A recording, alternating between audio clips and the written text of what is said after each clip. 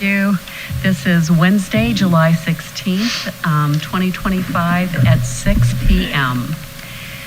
Would you please join me in a moment of silent meditation?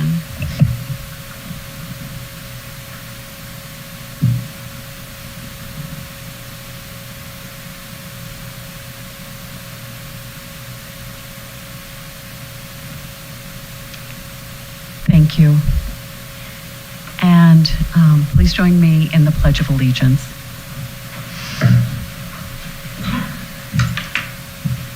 I pledge allegiance to the flag of the United States of America and to the republic for which it stands, one nation, under God, indivisible, with liberty and justice for all.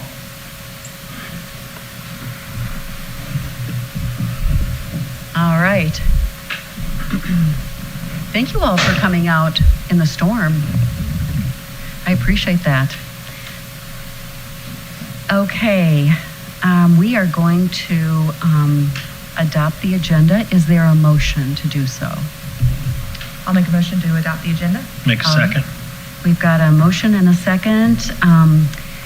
All those in favor signify by saying aye. Aye. Those opposed?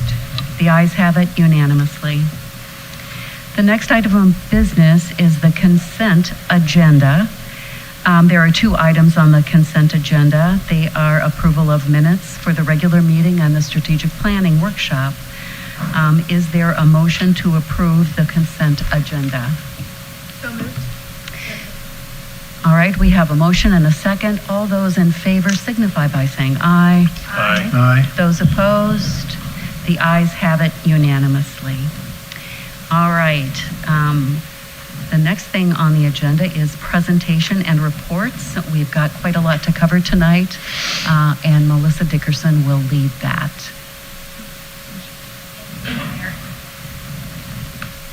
I'm sorry.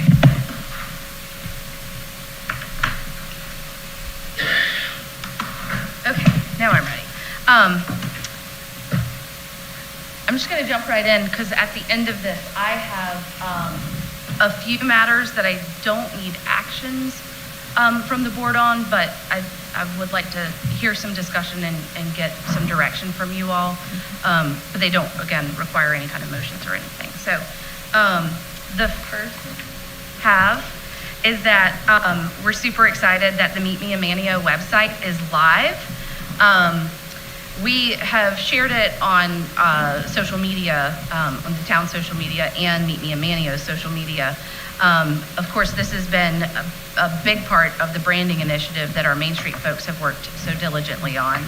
And we're super excited to have it completed and live.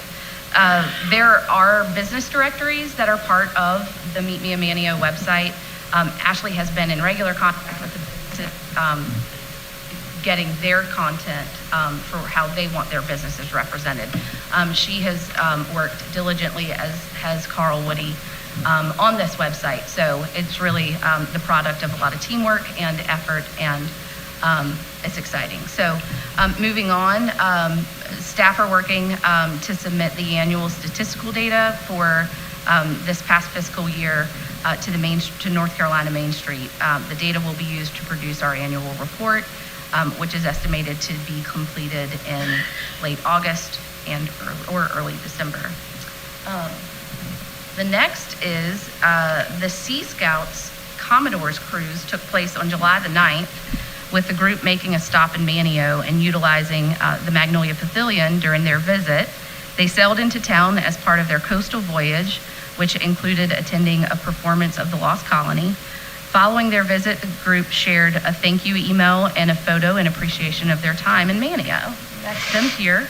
Someone, I don't recall who it was, but someone asked me what the group of boats were doing in the channel. They noted that they saw them there, and I've been.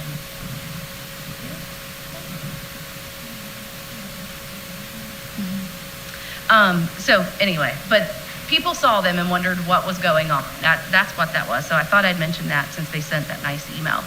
The next is strategic planning. The last strategic planning session was held on June the 9th. The next session will be held on August the 1st, and we are on track for the plan to be presented at the September 3rd meeting. The next is Cartwright Park. We held the charrette for Cartwright Park on July the 2nd. The event was really well attended despite awful weather that evening. We had a couple dozen people here who were able to give their feedback, and that's exciting. And so our Independence Day celebration, we had a great crowd, good music, and lots of family fun. Here's some pictures that I snapped during the evening. And Ashley will be making the request to Main Street for our placer data for a number of events, including the 4th. And once we get that back, like we did before, we'll report those to you. And now is one of those issues that I am going to need some direction on from the board. There is an ongoing issue for the waterfront condo building, and I wanted to talk to you all about it this evening. The stormwater drains in the residential parking, which is the south end of the building, they have been backing up and causing the HOA to have to pump water out of their parking area when we experience rain events. And I imagine that today's event is creating a similar situation. The condo association has hired Trapper Gibbs with Cyclone Plumbing to investigate the matter. I met last Thursday with Mr. Gibbs. He wanted to come to the meeting tonight. However, he is at a sewer training in Hickory today and tomorrow, so he was unavailable. So he met with me and provided this drawing, and I've got additional drawings that I'll show you all after this. So he's been looking into the matter, but he's also been pumping out the parking area when it gets inundated with water. We've met with Mr. Gibbs a number of times while he has been in the field to evaluate the existing conditions. We were able to locate the original plans for the building, and what we have learned, these are those. What we learned is that the plans and the existing conditions are not the same. Mr. Gibbs has been able to determine that there is a pipe that is compromised. Much of the pipe is oval shaped, but they have found areas where it is crushed, which is the obstruction for the flow. The pipe outfalls near a live oak on town property. There's a water meter beside it, and it's near the southernmost pier of the marina north of the gazebo. So I have a survey here, and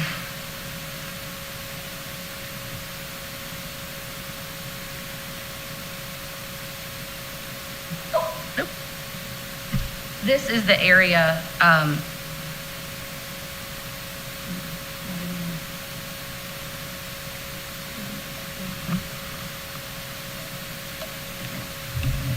this is the area where the pipe is compromised.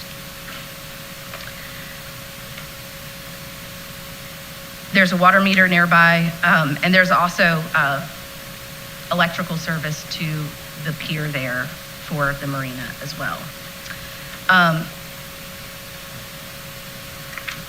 Jeff Shields with Seaside Management is the HOA contact in the matter.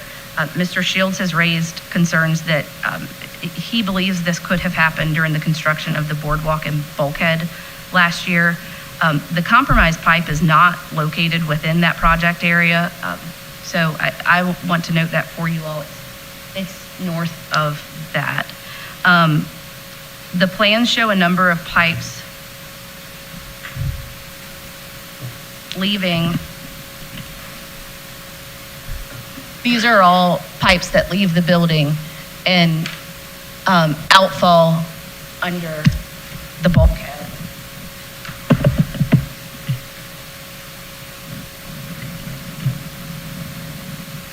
We've not found evidence that there's an easement for these drainage pipes. We have a recent survey. I've looked in all the normal places, and I can't find evidence of that. But I think it's because the town bought this piece of property later to make it the waterfront park, after those lines were installed, perhaps. So Mr. Gibbs's observations of the existing conditions, I'll go back to his drawing, are that the southernmost drain line has been capped. He was not able to locate the 8-inch line on the plans, so he drew it in his drawing and he highlighted it as pink because in reality, he can't locate that it's there. When he puts the tracker into the pipe, there is nothing that goes in that direction. It sends him to the north. Mr. Shields has contacted H&H Construction to develop a scope of work that would address the issue, and due to the conflicts, the tree, the water meter, electrical service, they've proposed a new 10-inch pipe to be installed further south of the compromised pipe. And so this would be in an area off the back of the building, further south. That would mean also that the new 10-inch pipe would need to be installed going through both the old and new bulkheads that were constructed last year. Because we built one in front of the old one. And so, of course, the town is in a unique position as we are also a condo unit owner. And it's my understanding that there would be an assessment to all unit owners, not just the residential unit owners. And so today I reached out to District Manager for CAMA, Ron Rinaldi. He noted that we will need to send him whatever plans are in place, and he noted that because it's town property, the town has to apply for the CAMA permit as a partner with the HOA. But they need to see the plans and they'll determine what kind of permit is needed. He was gracious enough to say that he's happy to look at the original plans for the building because it may be considered repair and maintenance, even though we can't determine that there's a pipe where they want to install it. He also noted that it's likely that it will likely be needed to be reviewed by other agencies, other state agencies. So tonight I'm looking to you all for some guidance on how you would like to move forward in this matter. Is it a permitted use to drain from a parking lot right out into the south? Our stormwater ordinance doesn't really prohibit that. And that's why I asked CAMA the question, and they said, yeah, you certainly have to go through some permitting. Yeah, I think there'll be some limitation on that. And then it seems like it's a maintenance because then when and how was it crushed, compressed? They noted that there is a lot of large concrete blocks in the ground, just like what we witnessed last year when we were putting that bulkhead in place. What are our options? Well, I don't know that they have any other way to move that water. On the front side of the building, excuse me, DOT owns the stormwater infrastructure. So, but I think that would be more costly for them to reroute their stormwater all the way to the front of the building. Well, Melissa, we can't really do anything until we hear what CAMA has to say, right? Well, they need to develop some plans for CAMA to show them what they're doing. And this is the scope of work that I received from them, which shows the 10-inch pipe, all of the all of the dewatering that will need to happen, and they won't be able to do the work unless the water level of the sound is lower.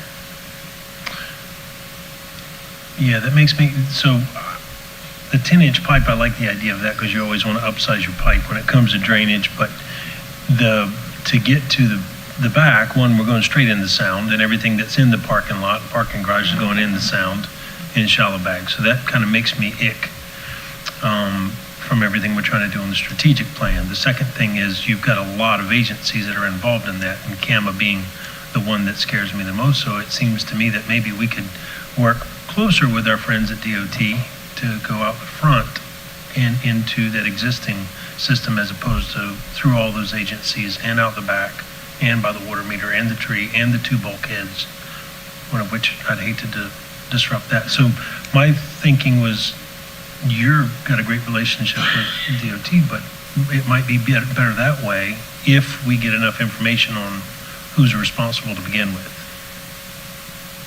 for the I have repair. seen the water pumped out of there. I went to look It's at not that. nice. You can't believe it. It looks like oil. It truly does. It's the And color that's what stormwater of looks like. oil. So that would be going into Shallow Bag Bay. It is now. I mean, that's what the street stormwater looks Yeah. like too. But, you know, I would imagine in that, underneath in that garage, it collects a lot of debris and icky stuff from all the cars that are parked in there.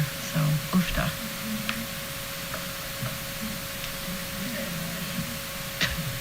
Oh, is that it? They report that they've been experiencing this issue since November. And I think it contributes to the parking woes too. Like on the morning of July 4th, there had been some weather on the evening of July 3rd. And so all the parking that we had blocked off, those folks had to come out of the deck. And so they had parked in all of the spaces that were blocked off because they couldn't keep their cars down there. And it has been flooding for a long time, not just November. I remember riding a bicycle through the water and there's a kid. That's not November. That wasn't bad. That was wasn't that October. long. That was October, yeah, thank you. So,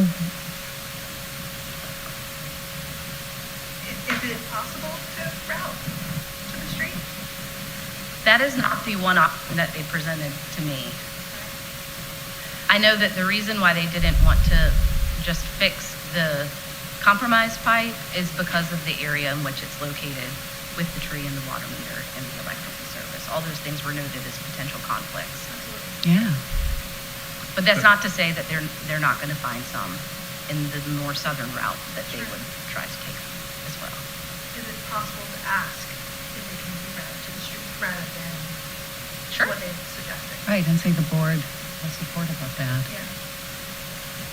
I mean, if the board So is if CAMA supportive. did approve the plan here and the $25,000 was spent, it would be assessed to all the property owners and not just the retail, but Yeah, all the residential condos as and well. everything.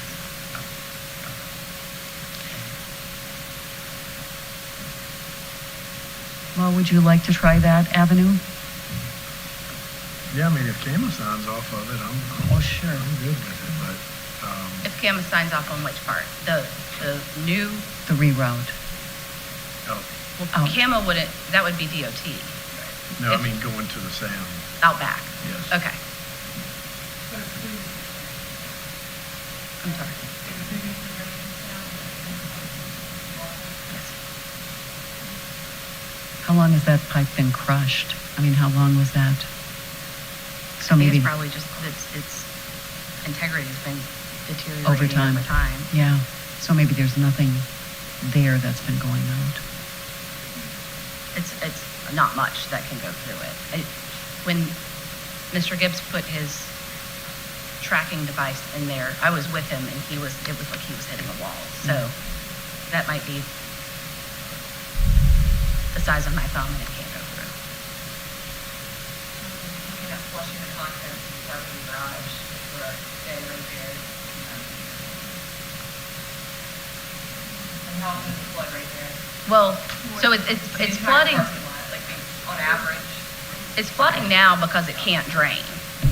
Right, yeah, I'm just thinking when it's installed, the consequences of that are gonna be that on average 2 to 4 to how many times a year we're flushing the ground of a parking garage directly into the bay, where maybe it wasn't before. I mean, Well, it's consequential.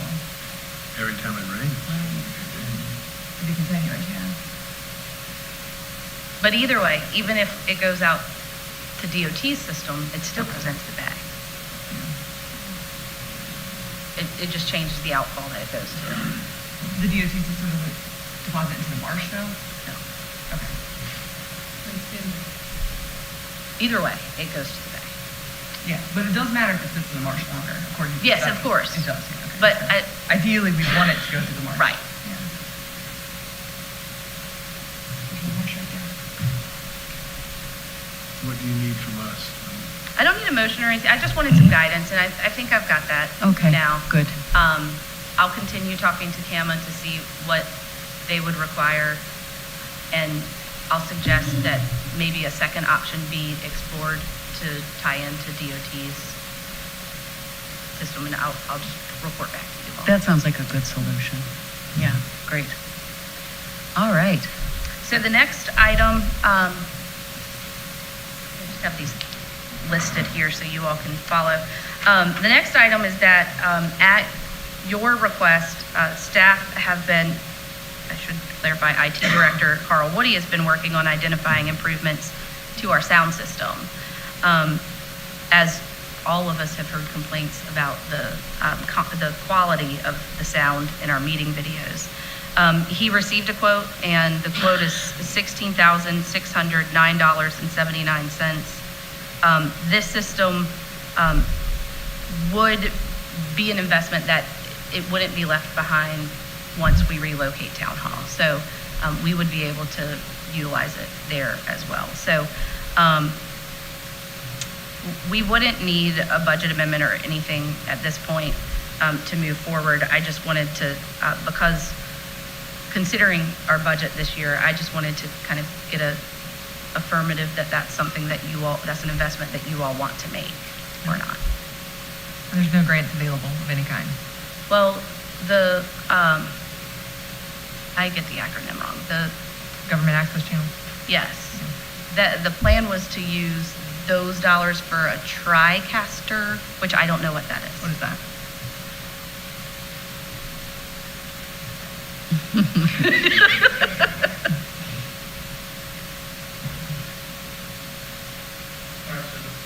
Is this working? Yeah, okay. Yeah. So the TriCaster is the device that allows us to stream and record, and all the video inputs and everything go into it. So that's about 6 years old right now. So we're going to replace that with an updated one, which has already been ordered. But I don't know for the next year if we can use some of that money that we get from the PEG grant to offset the cost. So wait a year and we could maybe use that? It's every 5 years, yeah. That's right. Is it? And beyond the TriCaster, It's actually the same system that they use at the county managers over at, or the commissioners, county commissioners. Which it's good. Yeah, it's nice. The mute can be controlled from back here, so if you forget to unmute, I can unmute you from back there. And the quality of the microphones it's just a lot better system. I mean, And given the fact that it can be moved. So the goal is we wanted something that we can use over at the other place. So when we move over to PNC, all that equipment, the TriCaster, the microphones, the mixer and everything will all move over to the new location. And so it's not throwing money away. It's going to, either or, you're going to have to buy it. So when you move over to the new building, you're going to buy it then, or you can buy it now, use it till the new building's done, then move it over. I think we made a commitment to our residents that they would be able to truly access these meetings. Yeah. So personally, I think it would be a good thing to do. And is that equipment plus installation, like a company? That does include the installation. And then, is there only one company available? This company is actually out of Raleigh. So, I mean, we could probably get some quotes from other people, but I Googled the equipment and the cost, and it's below what you can buy, on the internet. So they're getting a deal from that manufacturer. Is it a new system? New PA, new system? Yeah, it's new mics, it's a new mixer. So it's switching to a DSP system, which is a higher end system that can control the thumping you hear from some people talking and some of the auto. Feedback. Yeah, so. Well, I'll say from the sound system perspective, we got a reconditioned, repurposed system recently down the street, and it was less than that, but not much, but it is not new and is not the audio-visual component. So that's not a bad price for that, so good job finding that. Everybody in favor of doing that? It's not a motion, just a nod. Nod. Looks like everybody's nodding.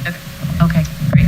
And then finally, event grant applications. So we are preparing applications for the holiday events for the Outer Banks Visitors Bureau Event Grant Program. The next deadline is August the 15th, and applications will not be open again until February 26th. The question, we talked about, Ashley and I have talked about doing a new application because we don't have record of us applying for Christmas events. So we're going to submit one for our Christmas events, but also the question is, do we apply for a grant for New Year's?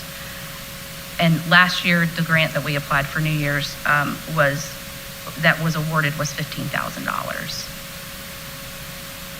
Is it possible? No, ma'am. I think last year, I have this, no, sorry. Ashley, do you have the results of the event survey that's separated by residents? Geofencing. No, not the, just from the survey that, Yeah. for events, you know how we had like well, you could separate it by residents, people that responded resident only. Could we get that at some point? If you have it easily, that would be great, but, okay, no, that's fine. Yeah. We have $47,000 on the budget for Dare Days. 57. 57, excuse me.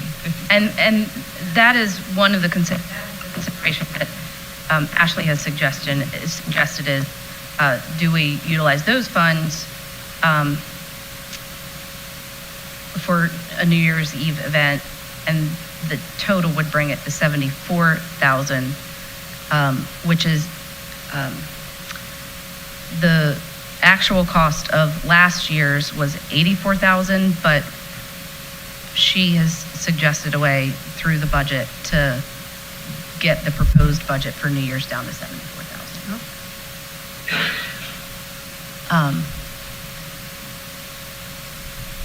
So it's New Year's over. I got my button, I'm sorry.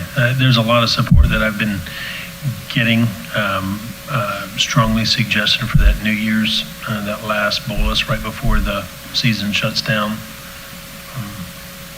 over Dare Days. Yeah, I'm in favor of vaccine Dare Days. It's called Dare Days. Dare I County. think that needs to be reshuffled anyway. To the county. Yeah. Well, if they would partner with us, that would be ideal. We're trying. What'd you say? No, attendance and the vendors. We have some reviews from the vendors. And we'll know, we'll have a better idea when we get that placer data back. But it certainly helped lower in numbers. It also felt really hot. I think that's what kept the lower numbers. That's what kept the numbers lower too. And it's so close to the 4th of July, So, all right, this is a good suggestion. Nod? Yeah, so we just need a thumbs up to kind of reshuffle and then apply for the grant. Okay, thumbs up? Yes. All right. And I couldn't understand. Did you say that geofencing that information has not come in yet? It has not, Has correct. not. But we'll get y'all it to you all when we get it. But y'all are waiting to differentiate between the farmer's market on Saturdays, We're going to, yes, that's part of the request. 4th of July. Yes. Okay. Okay, okay. I think you've got good direction on Thank you all very three of much. those. And that concludes my Betty has a I comment. want to say, and I've said this before, with these events, I really feel that business, they should somehow contribute. I mean, all the funds coming from the town of Manteo for overtime and all that stuff. And, the business, y'all heard me say before, it's nothing new, is actually benefit. They're making the profit, so we're paying them. I agree. Yeah, I think there's agreement on that. And I think throwing parties when we have infrastructure that needs to be repaired and we can't seem to afford that is, Well, and I don't think there's a problem getting it from the businesses. I just think somebody needs to spearhead how it gets started. I mean, I could think of 8 or 10 businesses that should, and I feel like they'd be willing to, but I mean, somebody's got to get the ball rolling. like Duck on their website has that application process for the multiple tiers of Sponsorships. sponsorships. Mhm. Yeah, so We can get started on that. Yeah. It's a great idea. it's not a We- new idea. Talked about It's still great. trying to get to you all at next meeting, a proposed draft special event manual, so maybe we could do it on the heels of that. That would make sense. Great. All right. Are you done? Was that it? Yes, ma'am. Okay. Terrific. Then the next portion of our meeting is public comment. So members of the public are invited to address the Board of Commissioners on any topic. Public comment is not intended to require the board to answer any impromptu questions or to take any action on items brought up during this period. Speakers will address all the comments to the board as a whole and not one individual. Discussions between the speakers and members of the audience will not be allowed. Time limits are 3 minutes per person, 5 minutes per group. Please come forward to the lectern and identify yourself so your statements can be recorded.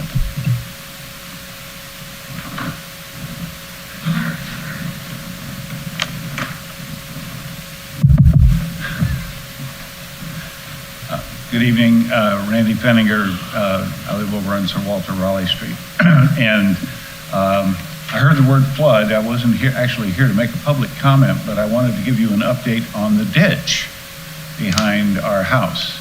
And we're all here for that conversation before.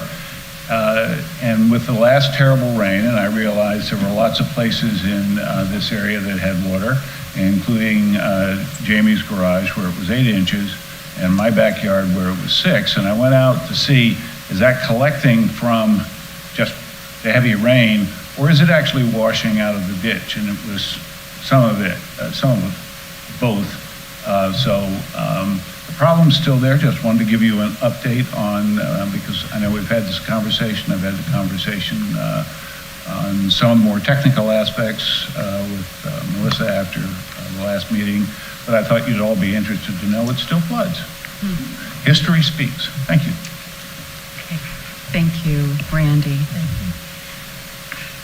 Anyone else out there who wishes to speak? Oh, good. Okay. Good evening. I'm Malcolm from Manteo, and I'm going to change the format of your agenda. I'm going to take public comments and put it underneath item number 9. And I'm a little bit ahead of probably an announcement. But it's come to my attention there's going to be some changes in town. And I think it needs to be addressed publicly. And I'd like to do that tonight. And it deals with a particular board member, a leader, a friend. Didn't start off real well. You never forget that. How did you know I was talking about you? Oh, But I am. I'm talking about Shelley and Mark. to our town, got involved in our town, you made our town better. You helped me understand a lot of things, but most particularly the importance of historic preservation. Hannah, your mother called me a preservationist. And, It's not a swear word, I swear. That's one of them greeny words, and I just fix things up, do what my wife tells me. But Sherry, you gave it to me in a different perspective. And through that encouragement, we were able to accomplish a historic structure in town, and we're very proud of that. So I feel I speak for many people, if not most people, in the town. Public service is demanding. Each one of you all know that. I know that. Many of you in the room know that. The thank yous are few. The complaints or the encouragements are many. That's the job. And Sherry, you've done that job well. So, speaking for many people in the town, thank you for your service. And I know that y'all are going to Minnesota, where the winters are cold. I've never ice fished. I don't think I want to, though. Oh, come on. Give it a whirl. It's actually warm in the I like to houses. fish when it's 80 and 90 degrees. So, Mark, I know you'll be sculpturing things in Minnesota. I hope you'll keep us informed on your activities. In the Bible, it says, my good and faithful servant, a job well done. So, again, people such as myself, to you, a job well done, and thank you for being part of our town. Malcolm.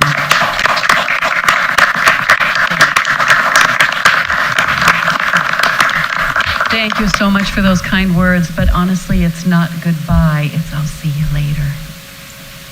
Okay, thank you. Follow up on that. I just had one quick thing to say. Melissa Bender, and I'm going to be up here on behalf of Charlotte, and Charlotte's in downtown Manteo. As many of you know, the day before July 4th, they were closing some parking spots. Quick phone call to Melissa and Ashley, and they, within 30 minutes, gave us a great solution of providing 1 hour parking. Just wanted to say thank you, because it made a huge difference to us on the bottom line that day before the holiday. And I hope we continue to maybe do that 1 hour parking for events. Great idea. Thank you, Melissa. Anybody else wishes to speak? Anybody else? All right. We'll close the public hearing the public comment period, and we will then move on to the public hearing. That's number 7 on our agenda. And we need a motion to open the public hearing. It's about the zoning text amendment 2025-03 ZTA to clarify parking requirement regulations. Is there anyone who wishes to open the public hearing? Make a motion to open the public hearing. Okay. We have a motion. Is there a second? Second. Okay, we have a motion and a second. The public hearing is open. And would you like to tee that up, please? Yes, thank you. On April the 30th, town staff met with representatives from Hotel Manteo. The purpose of the meeting was to discuss zoning for the hotel. The hotel currently has a large indoor swimming pool that has not been utilized in a number of years. Hotel Manteo owners are considering what they can do to that area of the hotel and have discussed renovating the space into a crowd gathering area or banquet hall. When staff considered the ordinance, it was determined that the ordinance was insufficient in considering parking requirements for accessory uses of hotels. We researched ordinances from other municipalities in Dare County, and along with the town attorney, have drafted the attached zoning text amendment for consideration. I should put it up here for y'all.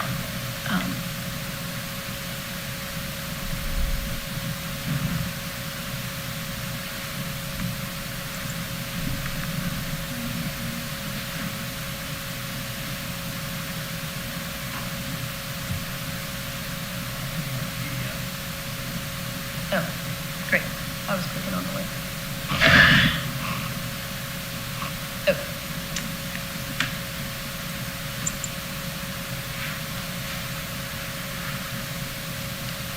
So while it's frozen, no renovation plans have been received at this point. So I don't have any plans to show you of what they are considering doing, but we determined that the best course of action was to update the ordinance so that parking standards could be established for when a plan is received. The zoning text amendment also removes an owner occupancy requirement from the definition of accessory dwelling units. This is because in my tenure with the town, I have been advised now by 3 attorneys that it's legally an unenforceable provision, and we suggested this change to clean up the ordinance. The planning board reviewed the proposed text amendment at their May 12th and June 10th meetings. The planning board recommended approval of the text amendment, changing line 32 to any structure built in compliance with the North Carolina Residential Building Code cannot be used or considered a hotel. The planning board also recommended renumbering the provisions in the accessory dwelling unit definition appropriately once line 3 is deleted. A notice of public hearing was posted on July 2nd and July 6th. A copy of the text amendment has been provided with the staff report. Let's see, here we go.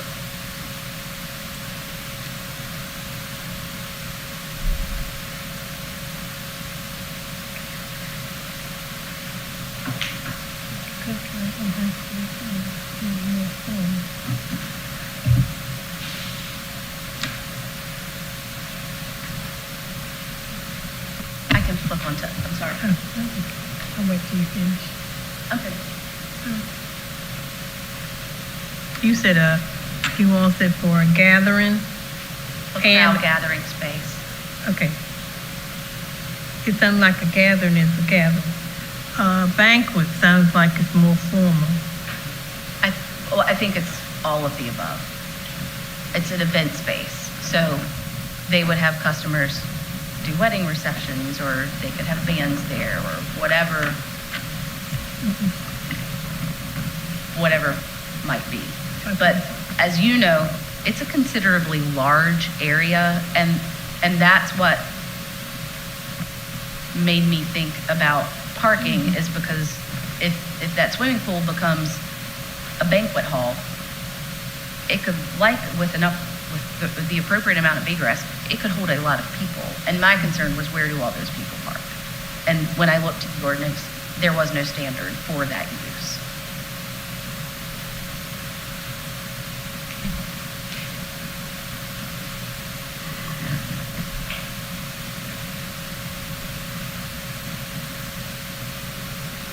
Melissa, do you have more?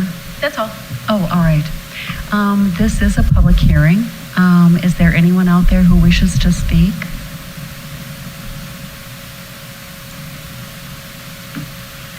Specifically about this issue? Nobody is here to speak about this issue? Okay, if not, we can close the public hearing. We will have an opportunity for considerations. Actually, it's under new business. So let's close the public hearing and we'll go right to that. I think I need a motion to close the public hearing. All right, all those in favor? The public hearing is closed.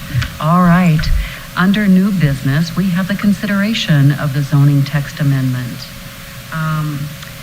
And this, as I said, is to clarify parking requirement regulations. So what is the pleasure of the board? Are there any questions of Melissa? there hasn't been a plan that's come forward. Correct. It's in the development stage. But this is a precautionary, and it's really something that we needed to do, is to address what happens with parking in the event that there is a banquet area. How many parking spots will a space of that size end up being with that math? 200 square feet.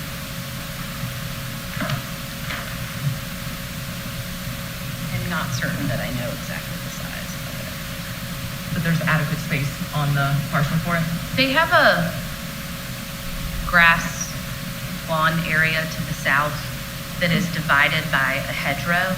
Okay. And similar to what we did when the COA academic building was built, we suggested that the south lawn at that time, now where the early college building is going, it was like informal parking, so as to not have more impervious surface, but they've got area where they could park cars, and so I've suggested that when they do make a plan, they show us how many cars could fit in that area and start from there. Proof of parking. Not that they would have to pave over that area, but could. Correct. My suggestion was that they don't plan to do that, that they either use some GeoWeb kind of materials, but to keep it grass, because certainly what we've learned in the last week is there's, yeah. Oh, yeah. And then, so you're thinking of when they get the plans and prospectus in front of us, that would be the number of hotel rooms with the number of cars there. If they have the indoor pool fixed, closed up to be a conference space, that would be sometimes separate and independent of those who are staying in the hotel. So let's say you have a group from Raleigh coming in to do a program there for the day, those number of vehicles. And then in addition to that would be the third space in the back where the pool is. And so you'd need to know, I guess, I'm asking questions, how many people they'll allow inside that building. So what's the code? And then is So there that's parking for that? That's going to be determined by the egress formula, life safety rules. Yep. I don't know what that number is yet.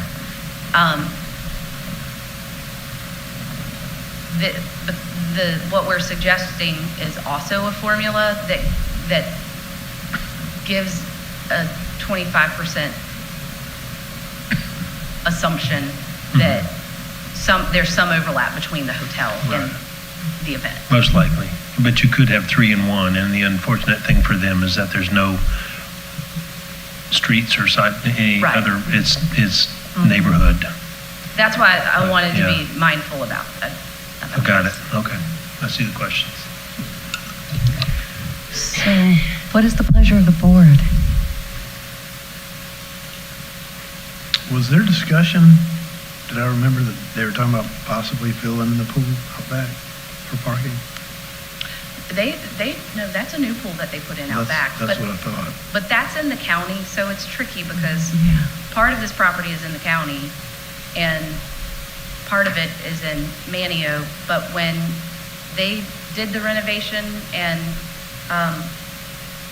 for the restaurant, when they pulled the restaurant building permit, we did a deep dive into existing parking and what Dare County in Dare County's jurisdiction would require and what the town of Manteo would require, and I did a parking calculation for the whole site based on which rules apply where.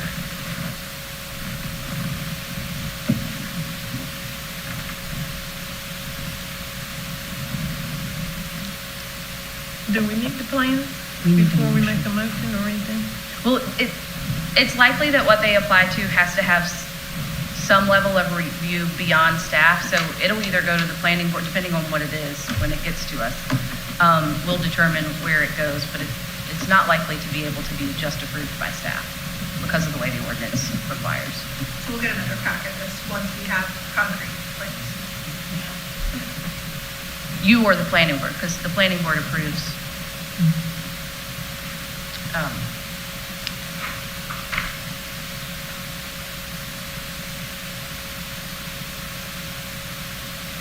Building permits for multifamily hotel motel.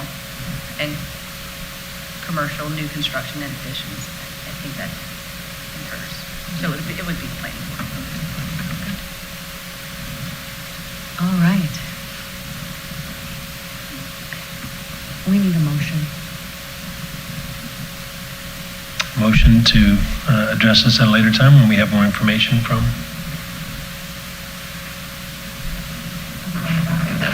Would you?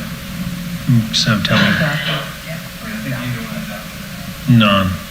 The key here is that this is the text amendment to change the ordinance. If an application comes in and this hasn't gone through, then there are no parking requirements. So you want to do this before you get an application. I'll make a motion to adopt the zoning text amendment. Is there a second?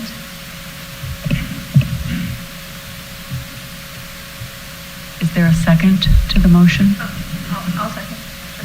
Okay, all those in favor signify by saying aye. Aye. I don't understand how we can adopt it. It's You not. can oppose it, Betty. I mean, Wait, let's make sure we're all clear. Yeah. It has nothing to do with what's actually happening at that parcel. This is just us creating a wall around this type of development and ordinance.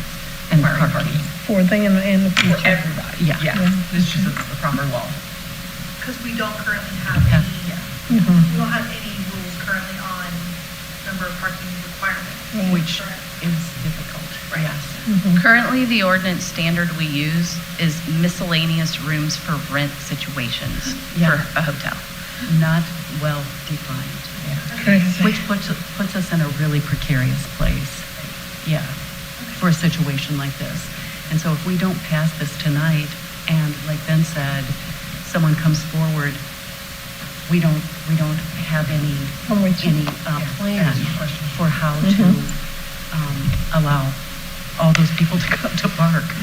So, all right, so there's a motion on the table, there's a second. I did say all those in favor signify by saying aye, but I'm not sure could I see a show of hands for people who are ayes? Okay, all right, are there any nays? Michael, I didn't see you. You're a nay? Oh, Would you like my staff report? So you don't have to read them.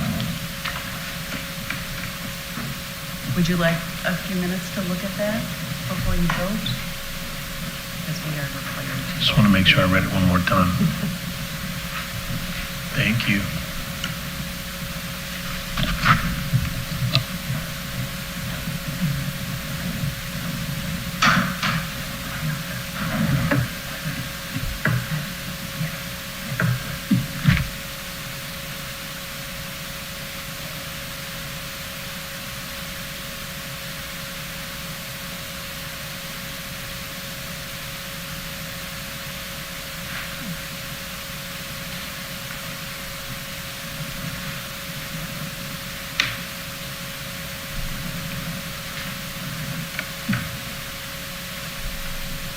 And just to be clear, this is all new construction, correct? It's not new construction. It's not new construction. I mean, it's not retroactively applying to anyone that. Correct. That's just, say it out loud. So this will affect, or be in effect if the Marshes Light Hotel, Oh, yeah, that's a good point. Exactly. Yeah. that's going to be tricky.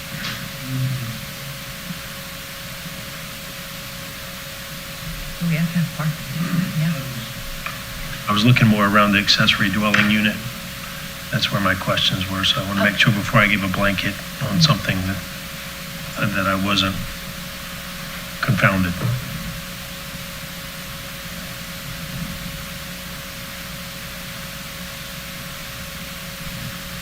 You have questions? Yeah. I'm okay. I'm okay. Thank you for this. That helped me. So, Michael, do you have a vote? I'm a yay. Are you a yay? All right. We have, the ayes have it, and that is a unanimous vote. Okay, great. under new business is the consideration of Main Street Advisory Board appointments. Can you help us with that? Absolutely. We have had a number of resignations for various reasons to the Main Street Advisory Board. And it began with Dean Sweeney from COA. He had a need to trim down some of his extracurricular activities for matters at home. And so he resigned back in March. At the time of his resignation, the board, the Main Street Advisory Board discussed it, and they did want to move forward Dean Sweeney's recommendation of Faye Davis Edwards to fill his seat to keep it consistent and representation from the College of the Albemarle. Then on June 11th, Stephanie McCoy resigned. She noted that she, with her new job, was not able to devote the time to it. And then on June 12th, Jamie Anderson at the meeting resigned. So we have now 3 vacancies. And previously, the Main Street Advisory Board had also recommended appointment of Matt Gabbard, who is the Marketing and Development Director at the Lost Colony. He is also a downtown resident. He lives in Centennial Square. So those are the 2 names that they had suggested at the time when there was 1 vacancy. And so you all, the ordinance says you can have at least 7 and not more than 10. And you currently have 7. So those are the recommendations from the board. Of course, the appointment authority lies with you all, so it would be your pleasure of who you would like to appoint. And I can tell you, as the liaison, at the meeting where the Main Street Board discussed this, they were very enthusiastic about both of those names that were put forward. Mayor Pro Tem Selby asked about it being advertised, and usually we do advertisements for board appointments early in the year, so we would have been, we would have had names if folks responded. And Jimmy, you didn't have anyone apply with particular interest in Main Street, did you? Okay. I have discussed this board with one other new shop owner in downtown Manteo who said that he would be willing to serve should the board want another downtown business owner on the board. He's willing, he's able, and I think he'd be a good board support. And we have an opportunity for recruitment too, which I think would be a really good idea. It's a board that's very interactive, so it's been wonderful to have a number of people on that board. So I think it would be great if we could do some recruitment. But it's also great to have the names that we also have, because we've got the capacity to add more. Isn't it, you can miss 3 or you can miss 2? 3. 3? In an entire year. Well, I mean, you've got a few on there that have missed more than 3. That's correct. Excuse me, you know we're gonna keep the lady that's gonna represent COA, right? That's what's been recommended.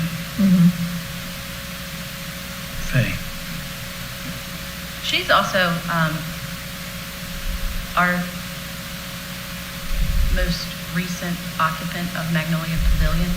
And she, along with her professional role at COA, she is an artist. Prior to Valentine. Yes.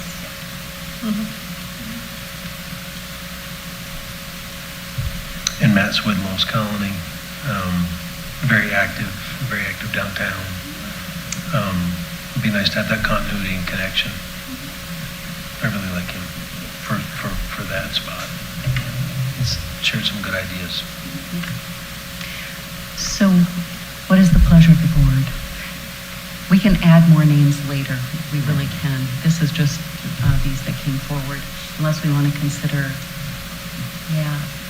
did you want that to go to the board first? I'd like for him to, I think the Make best an course of application. action is to do an application as appropriate. Agreed. All right, so we can bring that back to you all. And if there are considerations based on attendance that you all want to include as well, you could do that now or you could do it later. What we have shared with Chair Lemo is that our intention is that once you all make appointments, and it would still be timely at your August meeting if you wanted this back to you again, if you make 2 appointments today and wanted to continue to consider this. The plan is that at the August Main Street meeting, there would be a bit of a reset and orientation. We've invited Main Street staff to come to see if they can be a part of that. And so we could, you all meet again before that date. So you could make additional appointments at that time. So, but that's the plan, is that, because there's been so many changes, we wanted to get everybody kind of on the same level playing field straight out the gate and give the new members and existing members all the same information at the same time. Yeah. The orientation is such a good idea too. Main Street is so complicated, there's a lot to it. So that will be a good thing. So is there a motion? Are the people you suggested on this list? Because I don't see them. I'm sorry, it's the next page. It's down below. There they are. There they go.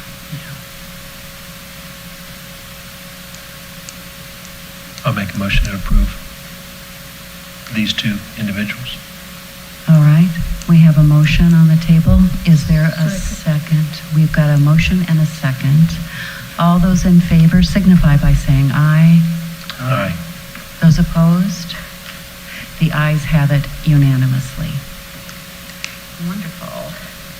All right, Melissa, we've got consideration of the full banner request from Pirates Cove Billfish Tournament. Yes, we are in receipt of a request from Pirates Cove Billfish Tournament Board to install pole banners on the vacant pole brackets that we have along the highway during tournament week only. So the tournament is August 9th through the 15th. The ordinance allows the use of pole banners. It's clear that the ordinance sets the dimensions 30 inches wide and 90 inches long with the approval of the town commissioners, and that they must be installed at least 8 feet above grade.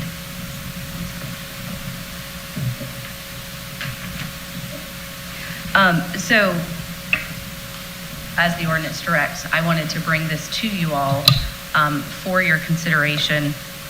There is a picture that they provided, a mock-up.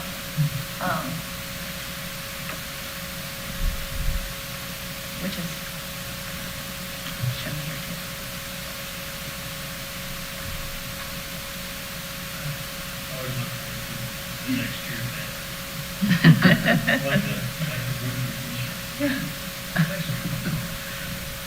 And this is a nonprofit, correct? It is. Yeah. I'll make a motion on the 7th. Is that what you mean? Yes, ma'am. We have a motion on the table to accept the pole banner for the Pirates Cove Billfish Tournament. Is there a second? Second. Okay, we've got an enthusiastic second over here. So we've got a first and a second. All those in favor signify by saying aye. Aye. Those opposed, the ayes have it. It passes unanimously. Great. And it is a very interesting banner. All right, we are moving on to the ninth order of business, which is mayor and commissioner comments. Michael, why don't I start with you tonight? Oh, just as you took a big gulp. Thank you for catching me mid-swallow there. Appreciate Sure, that. no worries. Thank you, Sherry. You've taken this role seriously, and I would echo what Malcolm said earlier. Thank you. We love our town, and we all strive to do our best and take it seriously every day, but enjoy it as much. So thank you, and I wish you well on your journey. For that, also thank you, Randy, for updating and comments. You know, there's a lot of work. These old mosquito ditches across town are obviously something that we can spend more time doing things with. And Melissa, thank you also. I thought that was a great idea, where Melissa Dickerson and team came up with the help for Charlottes and others when we get busy like that. You know, we are a small community. I say it all the time, of families and friends and small businesses, and we want people to visit, but not at the expense or cost of our small businesses. So thanks for saying that on behalf of Charlotte. I know that you wouldn't do it, but otherwise, enjoy this break in the rain, folks. Todd, do you have something? No, I just, a couple questions just to Melissa. The decking in the pier or the lighthouse, did we get a cost on the additional cost on the pylons that had to be put out there? I The have exterior. a conference call scheduled with Shane tomorrow. I had questions about his quote, and also I was going to talk to him about what options there were to amend the lighthouse rail. So I will talk to him at noon tomorrow. Okay. With all the rains, just, is there a plan in motion to clean the drains with the vacuum trucks? And The 'cause vac I could truck tell is- this one was still So, clogged up today. so the parking lot. today, when the rain came, we got an inch of rain in 15 minutes, which is a lot for our system to handle. This drain here is part of the system that flows into the ditch that Mr. Fenninger was referring to. It is part of a system that we know needs assistance. I've noted it for Andy Fox, so he can consider that in his flood print. The vac truck is currently in the shop. We did have staff stay late Friday and came back early Saturday checking drains. And we also assisted the movement of water by using our stormwater pump at the outfall, which is what helped move that very large volume of water from Hotline south, from Hotline to the library, to Roanoke Village, to Cartwright Park, to Collins Park. That is all a connected system. Early Friday morning, Cartwright Park was flooded, and we knew that that was a big indicator of the system there being overwhelmed. So we went into the last outfall, or the last drop inlet, and pumped to the outfall, which in a matter of a couple of hours had the water out of Cartwright Park and out of Collins Park, and gave the system enough relief to start draining the areas north. So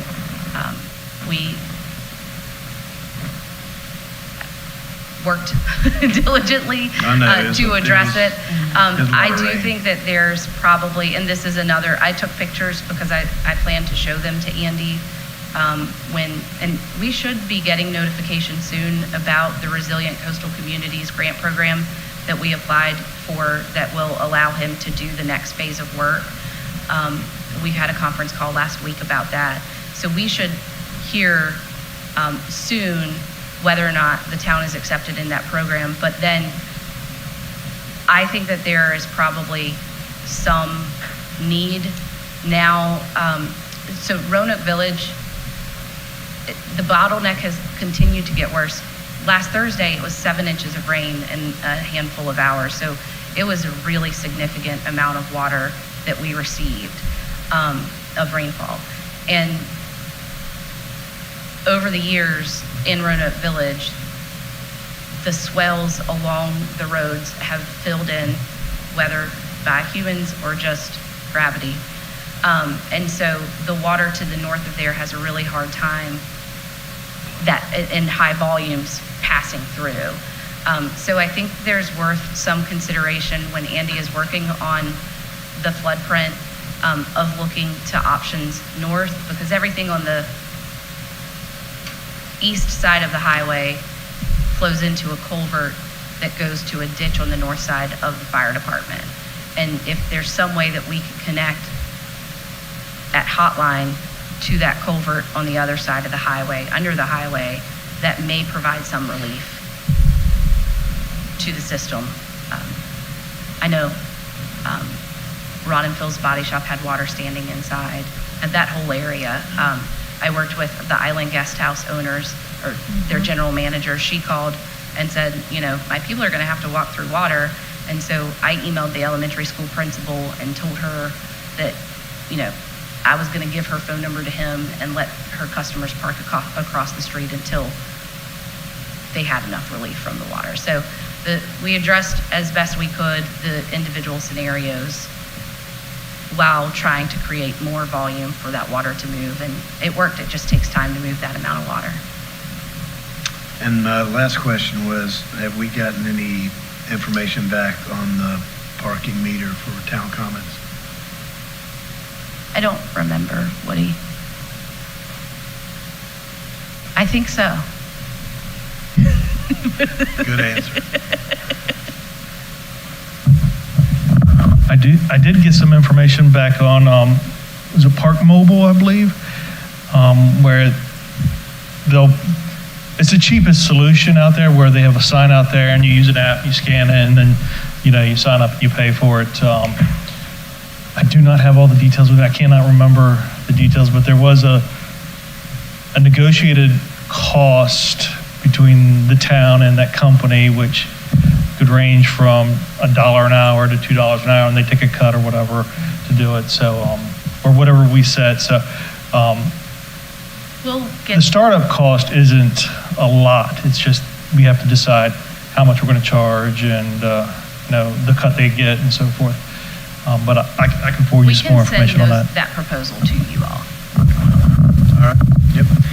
That's all I have to say, except for thank you for all your hard work as being our mayor. And we will obviously miss you and Mark, but we wish you the best in your endeavors. Appreciate that, son. Hannah. Don't have much other than the fact that we're going to miss you. And we will be losing a passionate advocate for historic architecture. And I've so enjoyed the time that we've spent together and all that I've learned from you. I appreciate it very much. And my daughters will miss waving to you every morning and every evening on the way home from school, to and from school. So thank you. Thank you for your time. Sherry? Thank you for serving. It's been fun, hasn't it? Yes, but It's exactly what you expected, isn't it? To the T. It's been exciting. You have been a a real pleasure to work with, honestly, and to spar with, and to grow my own skill set with. I've really enjoyed you. I know you've been pruning down and getting rid of things from your house, but I have something from my house for you that I'll bring you for your final meeting. Thanks. So make a little room, but being the history buff that you are, it's important that I send you home with a little antique piece of Manteo. I love that. That's probably never left this place except for when it's shipwrecked. So it'll make it inland. Oh, So, I can't wait. And north. Oh, the great north. Those Minnesotans are real sweet, though, I hear. So I know you're going to love being around all those people up there. So, Thank you. And then we have you for one more meeting, right? You're here in August, correct? Or is this your last one? Oh my gosh. Oh, that's terrible. Come on, one more. I tried to wrangle her in for something even longer. You guys don't know. I called her yesterday. Come on, serve just the month of August. One more month. Okay. Well, I'll drop it off by your house. So Melissa, for you, do we have a schedule for the ditches and drains? Do we have like a spreadsheet that's like this month, this road, all the ditches and the drains get checked and cleared, and do we have an annual schedule? I can ask Frankie. Okay. I know that they continuously do it, Okay. and they pay attention to kind of the hot spots, Sure. which are getting less. Laguna Street was pretty dry during that torrential rain last week, which proves that that was a great investment that the town made. Right. 2 years ago now. Well, so that's on my list. So I know sometimes we're reactionary. So when someone comes before us and brings up an issue, like Ron and Phil's, I think a year and a half ago, or like 14 months, it's on one of my little sheets. They came and said that they had a ditch issue that we needed to clean out, and I'm sure we got on that, right? That ditch is very shallow. That's part of the problem, is that there is not a lot of Some do need carrying to be capacity there. excavated. Yes. Definitely. We have all over Roanoke Island, they need to be excavated.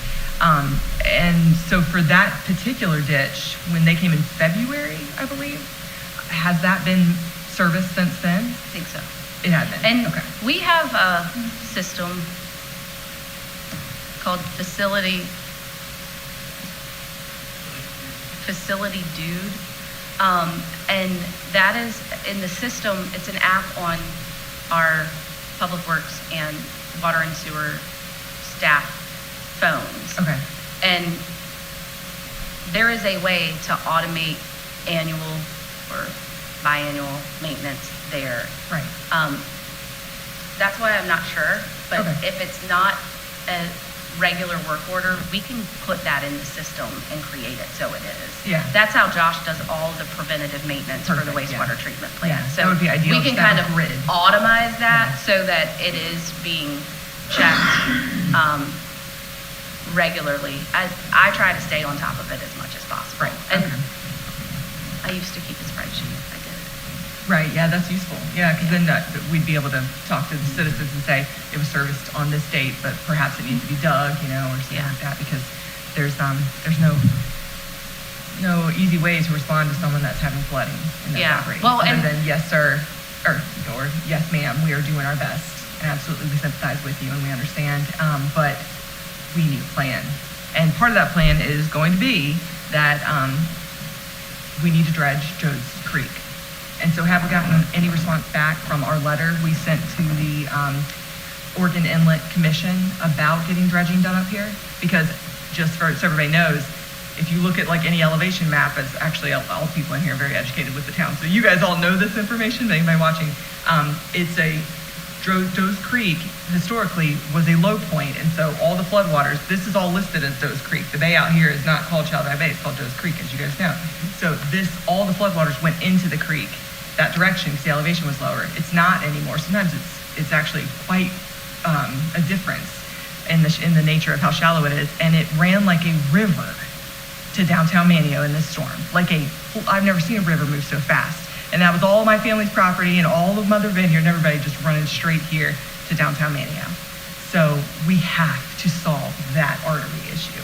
And so in starting these conversations with getting the dredging done in the bay so the boats can get out, we need to really have a conversation about dredging as much as we can up that creek.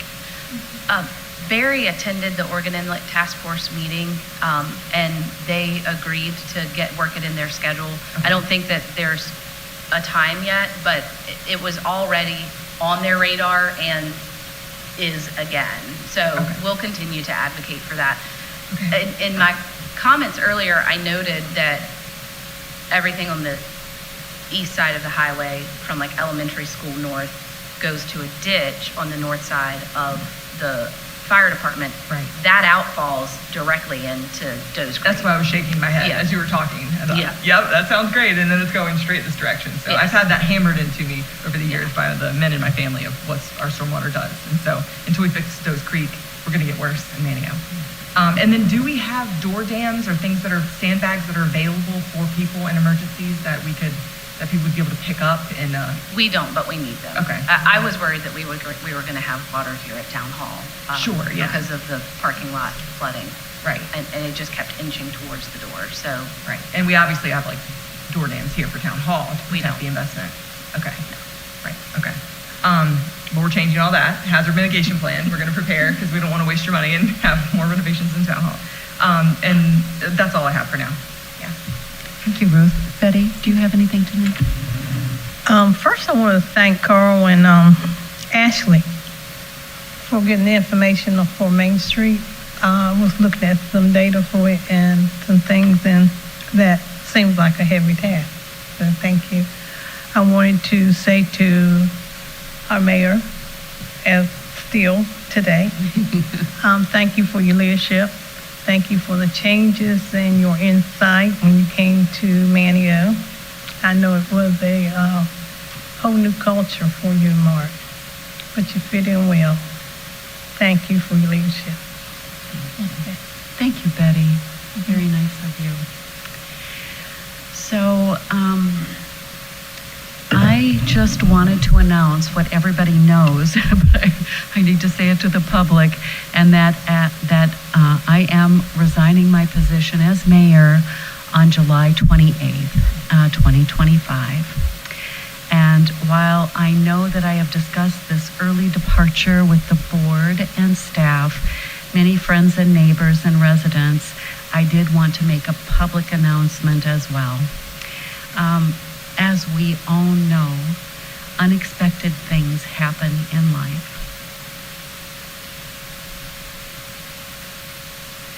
And this is one of those times for us, the Wickstroms. So, due to personal circumstances, I am no longer able to dedicate the necessary time to this very important position of representing the citizens of Manteo. But I can say with complete confidence that the town will continue its successful path under the leadership of the board and staff. I want you all to know that it has been my great pleasure to work alongside individuals so dedicated to the citizens of Manteo. And I am honored to have served as your mayor. So thank you all for allowing me this opportunity.